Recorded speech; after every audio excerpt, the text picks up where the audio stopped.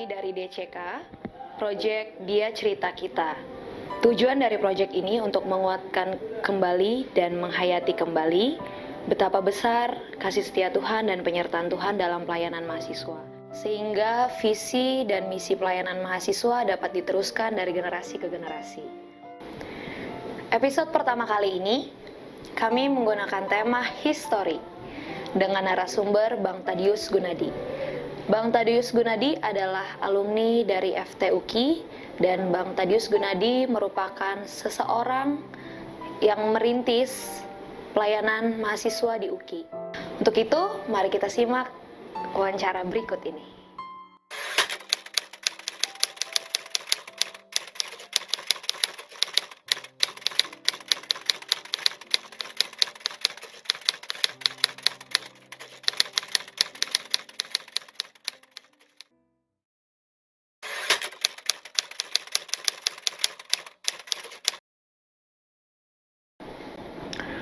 Iya, saya sih ingatnya pada waktu lulus SMA sebenarnya saya nggak bercita-cita kuliah sebenarnya.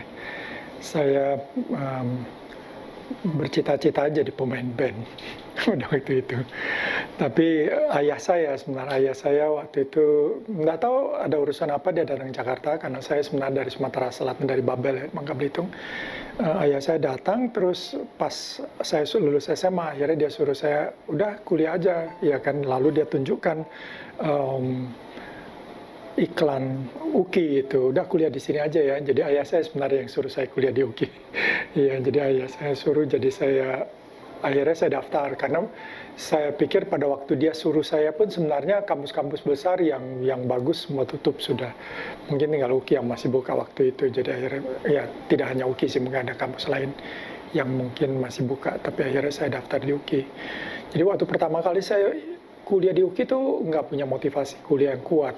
Jadi jujur datang kuliah kayaknya lebih banyak buat main-main gitu, ketemu teman, ngobrol, gitu, berobrol. Jadi sebenarnya saya nggak punya motivasi yang kuat untuk kuliah lah sebenarnya. Sehingga waktu itu saya masih ingat prestasi saya juga sangat pas-pasan gitu. Rata-rata cuma lulus, kadang hair dan seterusnya pada waktu itu. Sampai akhirnya ketemu seorang dosen dari Jerman itu, Pak Skurder. Jadi Pak Skurder datang, dialah yang mulai bikin PA di rumahnya, lalu ngajak kami PA di rumahnya. Nah dari situ baru saya mulai tertarik hal-hal rohani. Jadi walaupun saya orang Kristen, dari gereja, ayah saya sangat aktif di gereja, dan saya pun cukup aktif di gereja, baik di pemuda ataupun di kebaktian umum. Namun saya bisa dibilang sih Kristen nominal lah, Kristen keturunan aja, karena orang tua Kristen, saya jadi Kristen. Bahkan saya sudah dibaptis, karena gereja saya baptis dewasa dan saya sudah dibaptis waktu SMP. Tapi saya juga nggak ngerti sih, saya cuma asal baptis aja gitu. Iya, kurang lebih seperti itu.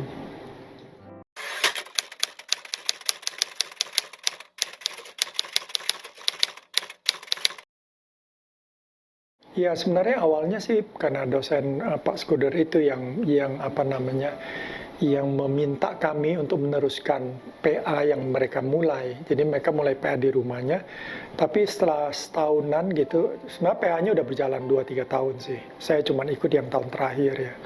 Nah setelah itu beliau pulang, karena beliau kontrak kan di UKI cuma 3 tahun atau 4 tahun, selesai kontrak. Jadi saya dan beberapa teman yang ikut PA beliau disuruh untuk teruskan ya PA ini. Ya kita bilang kita berusaha lah, kita akan coba teruskan.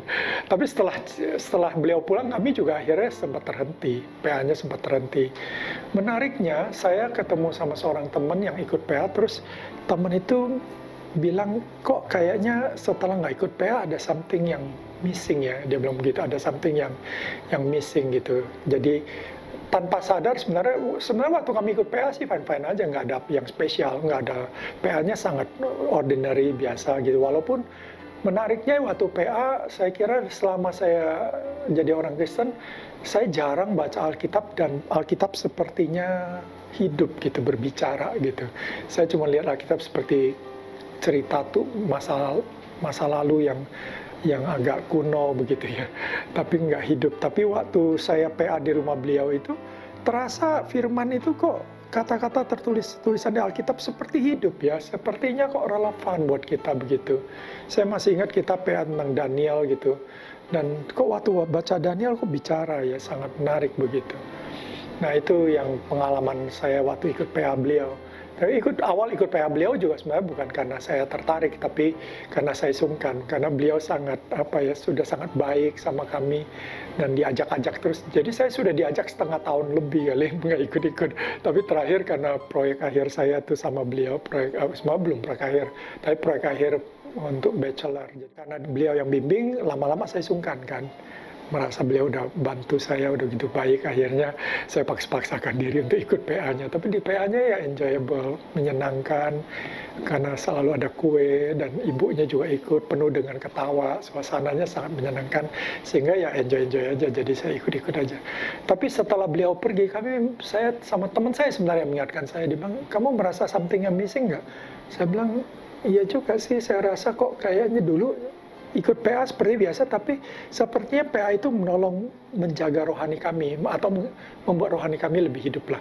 Tapi setelah beliau pergi kan berhenti PA-nya. Nah itu terasa seperti rohani kami sekarang agak mundur begitu. Ada terasa seperti, akhirnya teman saya bilang, kita mulai lagi deh PA-nya itu. Lalu, tapi kita bingung juga gitu, gimana gitu. Akhirnya banyak try and error, ada staff dari LPMI yang datang, kami juga undang, mimpin, tapi staff LPMI cuma mimpin 1-2 kali, nggak datang lagi, terus kita bingung. Akhirnya teman saya ini, dia anggota gereja GKI Kuitang, dan beliau bilang, teman saya ini bilang, kayaknya saya pernah dengar ada seorang yang khotbah di GKI Kuitang, dia itu melayani mahasiswa, dia bilang begitu. Kita undang dia yuk untuk membantu kita, karena dengar dia melayani mahasiswa kan. Akhirnya saya sih iya aja lah, saya pikir daripada kita bingung, akhirnya ya dia undang. Yang ternyata yang diundang itu staf perkantas, namanya Pak Paul Dayat.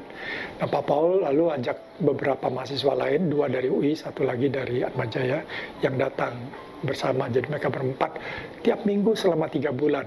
Mereka kasih pembinaan lah buat kami dalam berbagai bentuk, kadang ceramah, kadang PA, bermacam bentuk begitu.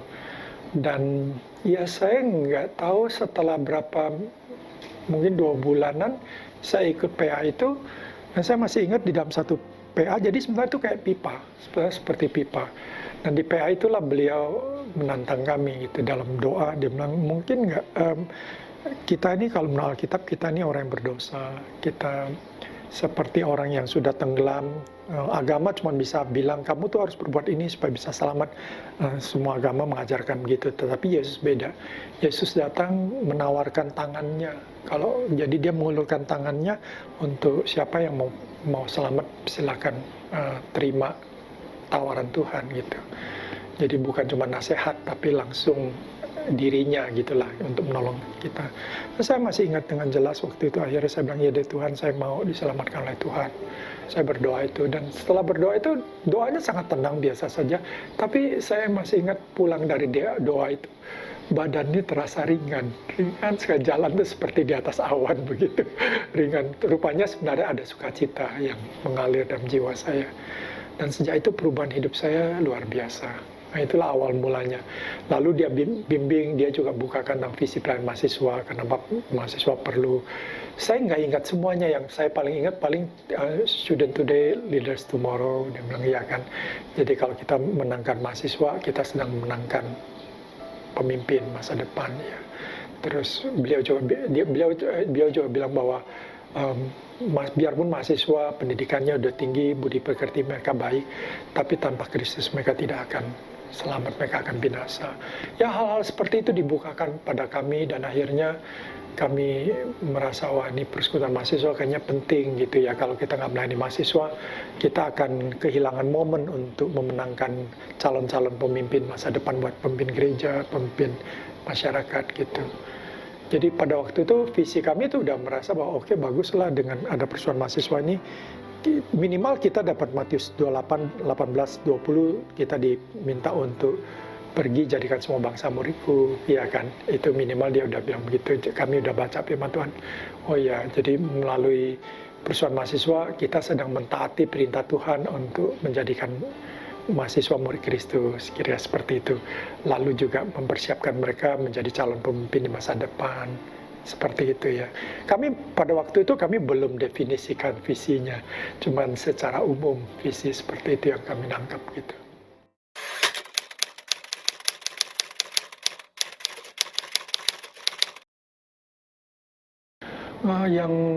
Yang rutin mungkin cuma 2-3 orang. Sebenarnya yang lain nggak rutin. Jadi ada yang keluar masuk. Ada satu dosen juga yang ikut di dalamnya. Ya ada satu dosen. Terus ada kalau mahasiswa yang rutin cuma 2-3 orang yang rutin. Dan dari 2-3 orang itu pun cuma saya yang akhirnya setia untuk merintis Persuan Mahasiswa. Sisanya enggak. Sisanya mungkin kayak saya awal, yaitu datang karena sungkan sama dosen datang. Dosen pergi dia udah nggak mau lagi gitu ya kan.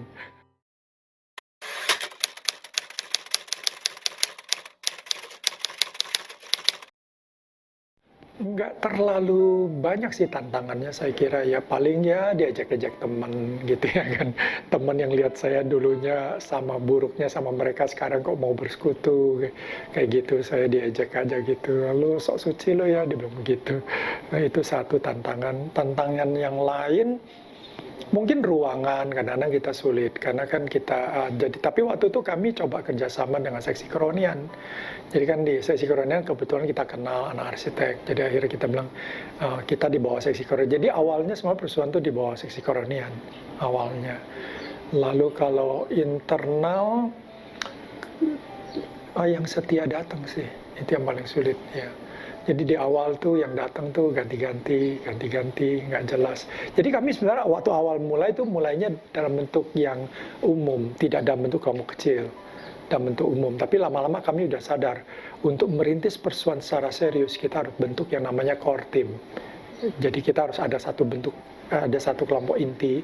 Nah itu yang akan jadi motor. Tapi membentuk kelompok inti juga nggak gampang. Saya coba cari 6 orang, dari 6 orang itu ternyata 1-2 orang enggak. Jadi dari kelompok inti cuma beberapa orang yang setia dan akhirnya terbentuk. Tapi dari kelompok inti itulah akhirnya setelah FT bisa berkembang, mereka-mereka juga yang akhirnya mau ke fakultas lain. Saya ke ekonomi, terus ada yang ke fakultas hukum atau fakultas lain gitu ya kan.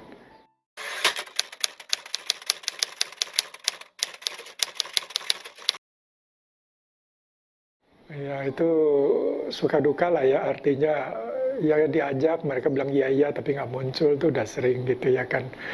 Jadi tapi kadang-kadang saya juga merasa waktu saya jadi asisten dosen kan saya asisten lab, jadi saya jadi asisten lab, saya ngajak tuh itu adik-adik yang ikut lab itu dia sungkan mas saya ikut datang gitu. Jadi akhirnya saya bilang wah ini efektif juga ya kalau kita bisa menduduki posisi tertentu di kampus sehingga kalau ngajak orang tuh mau datang gitu ya kan. Tapi akhirnya kalau menurut aku sih banyak karena doa sih.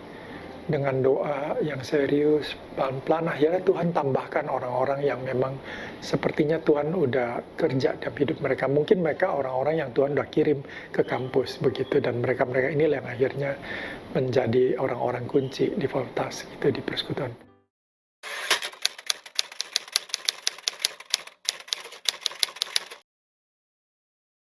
Kalau pada saat itu sih sebenarnya lembaga yang lain yang juga masuk yaitu LPMI sama-sama internasionalisasi. Yang kami hadapi justru dari mahasiswa. Karena mahasiswa ada yang dari denominasi yang lain, itu yang sedikit problem gitu. Ya saya akhirnya bilang sih saya masih ingat ada 2 mahasiswa yang sangat ekstrim, yang selalu datang, yang dia beritakan bukan Yesus tapi Roh Kudus. Dia selalu bicara soal Roh Kudus, harus terima Roh Kudus, pokoknya selalu bicara Roh Kudus. Saya langsung bilang sama dia, saya bilang, rasanya sih kita nggak pernah disuruh beritakan Roh Kudus ya, kok kamu beritakan Roh Kudus, kenapa? Ya bukan berarti kita nggak perlu ngajar Roh Kudus, tetapi kan kita disuruh memberitakan Injil dan juga memberitakan tentang Yesus, ya kan. Saya akhirnya bilang sama dia, kalau kamu mau ikut PM, ke PMFT, tolonglah kalau bisa ikut ya kami, ya kan artinya bergabunglah dengan pemahaman kami dan seterusnya. Jangan bawa pemahaman dari gerejamu. Kalau kamu mau pelayanan gerejamu, silakan di gerejamu, gitu. Nggak usah ke sini, gitu. Kayaknya dia dengar sih nasihat saya. Akhirnya nggak pernah muncul lagi. 2 teman itu akhirnya dia tetap kuliah aja. Dia udah nggak masuk ke persekutuan begitu.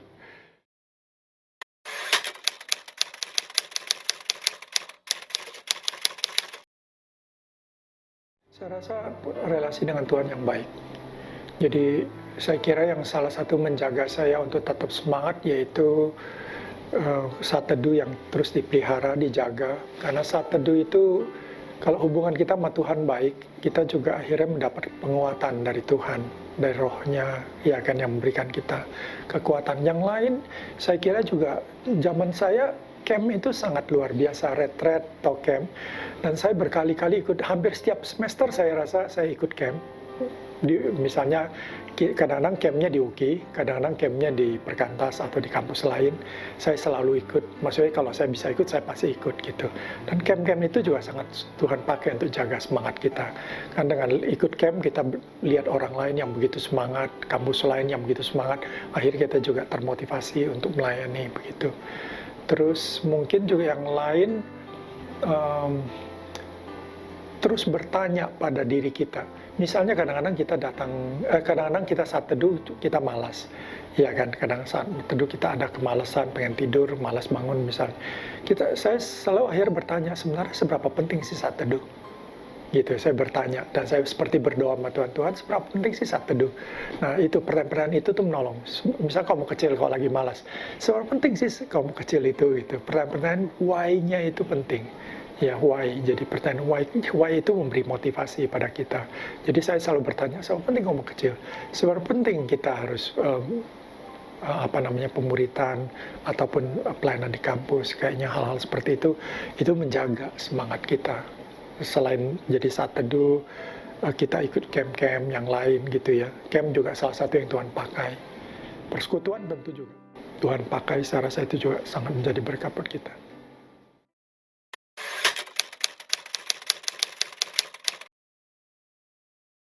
Secara umum ya, saya mengukurnya pertama ada nggak orang yang bertobat.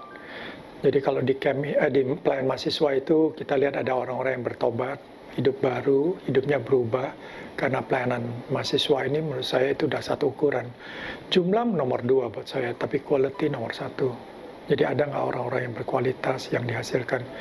Lalu yang kedua tentu pemuritan, tapi bukan cuma jumlah kelompok kecil, tapi juga bagaimana hidup orang diubahkan, hidup orang menjadi lebih bertumbuh dan menjadi lebih dewasa, lebih mengasihi Tuhan, lebih mengasihi sesamanya. Saya rasa itu ukuran-ukuran keberhasilan satu pelayanan. Kalau satu pelayanan dinilai berhasil, jadi P1-nya kelihatan, ada orang bertobat, P2-nya juga kelihatan, ada pemuritan yang berkelanjutan, yang bertumbuh, yang berbuah banyak, P3 terjadi pelipat gandaan, lalu P4-nya ada pengutusan. Jadi kalau sebenarnya sederhana kan, kalau 4P ini berjalan dengan baik, sebenarnya kita bisa bilang persekutuan itu cukup berhasil. Apakah jumlahnya 10 orang, 5 orang, atau 20 orang, 100 orang, buat saya nomor 2. Nomor 2, kalau dia 100 orang jumlahnya besar tetapi nggak ada yang menjadi murid, nggak bertumbuh, menurut saya juga ukuran keberhasilannya perlu dipertanyakan gitu.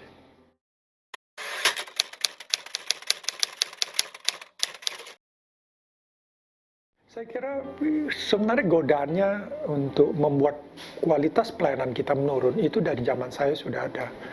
Yaitu kita sangat tergoda dengan jumlah. Gitu, kita sangat tergoda dengan jumlah. Jadi kita akan kecil hati kalau melihat orang yang datang di persekutuan itu sedikit. Sehingga kita pengen persekutuan itu jadi banyak orang. Nah, tanpa kita sadar waktu kita mengutamakan jumlah, cenderung kita akhirnya mengkompromikan kualitas. Jadi kompromi. Jadi misalnya sederhana, kalau kita pengen kelompok kecil kita semua datang, kita pasti akan nurutin keinginan mereka, betul nggak? Kalau mereka bilang, aduh kak nggak bisa kak, minggu depan aja ya. Ya deh, lalu minggu depan, ya kan, kita akhirnya nggak jalan minggu ini. Karena kita pengen minggu depan supaya mereka semua datang. Tapi minggu depan belum tentu mereka datang. Karena kalau sekali mereka bilang nggak bisa kita turutin, minggu depan mereka juga akan belum tentu datang.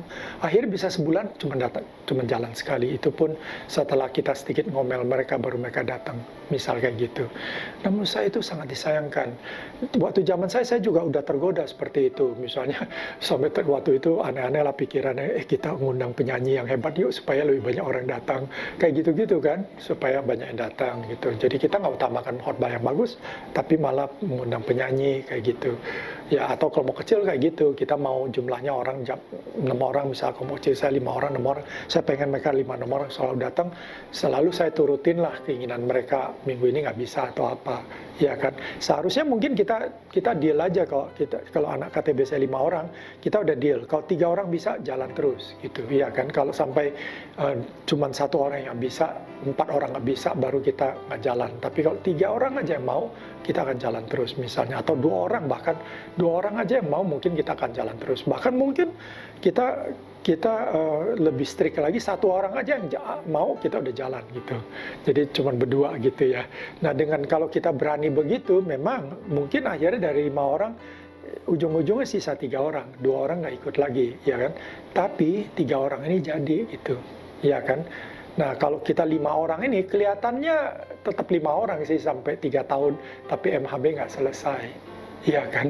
Karena banyak bolongnya kayak gitu, percuma. Itu yang menyebabkan, kalau menurut saya itu salah satu menyebabkan kualitas menurun sih. Kalau KST itu menurut saya lebih gampang, tapi KST juga akhirnya ukurannya apa? Ukurannya adalah orangnya bolong, yang datang minggu ini, minggu depan selalu beda orangnya gitu ya kan. Itu jadi problem gitu, karena apa? Kelompok kecilnya nggak jalan. Dan akhirnya kalau kelompok kecil nggak menjadi kualitas utama, KST lebih mudah, kan KST orang banyak. Ya kan, kalau kita mahasiswanya ada 60-80, datang 30-40 udah banyak yang datang, betul nggak? Ya, padahal bolong sih orangnya diganti. Itu problemnya kelompok persoalan besar ya.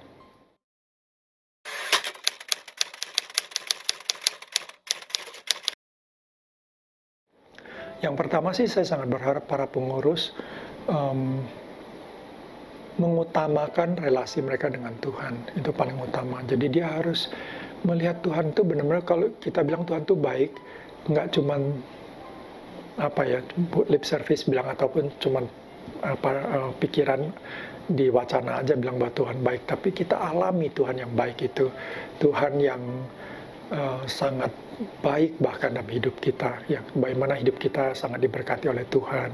Saya kira pengalaman seperti itu penting.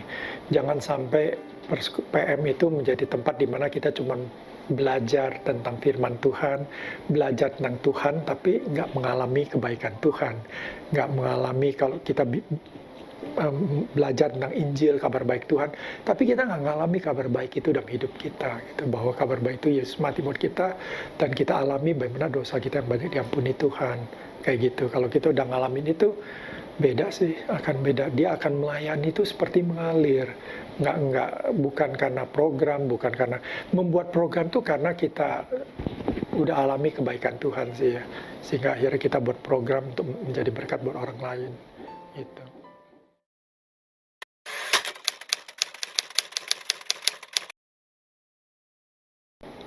Kalau pesan saya sih, saya satu ayat yang saya dapat dari hamba Tuhan juga ya. Waktu saya pertama kali ikut retreat atau ikut camp mahasiswa, kami seperti mahasiswa yang mahasiswa baru yang nanya pada hamba Tuhan, minta ayat mas gitu. Lucunya saya dikasih ayat 2 Tawari 16 ayat 9a gitu, tentang mata Tuhan menjelajah seluruh bumi untuk melimpahkan kekuatannya kepada setiap, jadi kata kuncinya kepada setiap orang yang bersungguh hati kepada Dia. Jadi waktu saya merenungkan kata-kata itu, saya sangat terpaku dengan kata bersungguh hati. Jadi kalau mata Tuhan menjelajah seluruh bumi, berarti mata Tuhan sedang mencari. Lalu yang Tuhan cari itu siapa? Ya ternyata yang Tuhan cari adalah orang yang bersungguh hati pada Dia. Nah untuk apa? Untuk Dia limpahkan kekuatannya. Dengan kata lain, Dia berikan hikmatnya lah, Dia berikan kuasanya lah kepada orang itu. Atau dengan kata lain, Dia mencari orang yang bersungguh hati supaya bisa dipakai oleh Tuhan. Kira-kira begitu. Jadi waktu saya merenungkan ayat itu, akhirnya saya bilang sama Tuhan, Tuhan, saya nggak pinter, saya akui saya bukan orang pinter, saya nggak punya talenta yang banyak. Sebenarnya pada waktu itu saya nggak bisa apa-apa. Sebenarnya saya pengen main band pun saya bukan yang hebat gitu, cuman hobi sebenarnya, karena nyanyi juga nggak bagus, bukan excellent gitu. Kalau mau main band kan mestinya musiknya mesti excellent semua, tapi saya nggak excellent. tapi hanya hobi saja. Jadi saya sebenarnya merasa saya ini mediocre, serba tanggung semuanya. Tapi saya bilang kalau engkau cari orang yang bersungguh hati, aku pengen jadi orang yang bersungguh hati gitu. Jadi itu kata kunci. Jadi sebenarnya buat saya akhir kesungguhan hati itulah yang menyebabkan akhirnya saya pikir iya ya, UKI ini nggak butuh banyak orang. Ya ribuan orang atau 100 orang pelayan di UKI. Yang dia perlukan cuma satu orang tapi yang bersungguh hati kayak Paulus. Waktu saya langsung ingat gitu.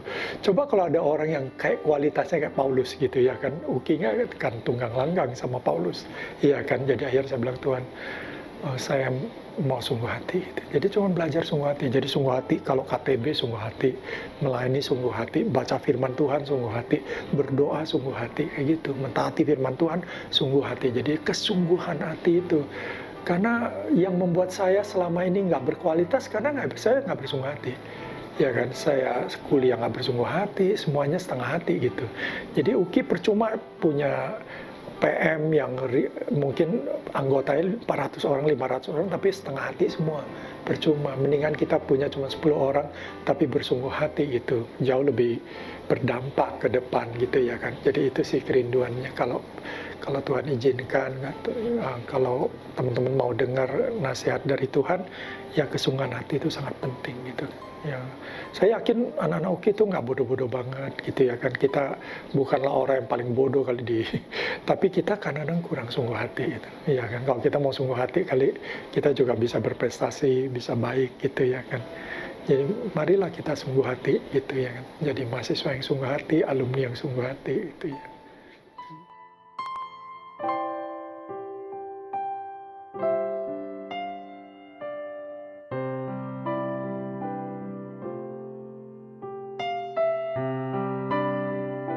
Shalom, kami dari tim DCK, Project Dia Cinta Kita. Kami dari DCK, Project Dia Cerita Kalian.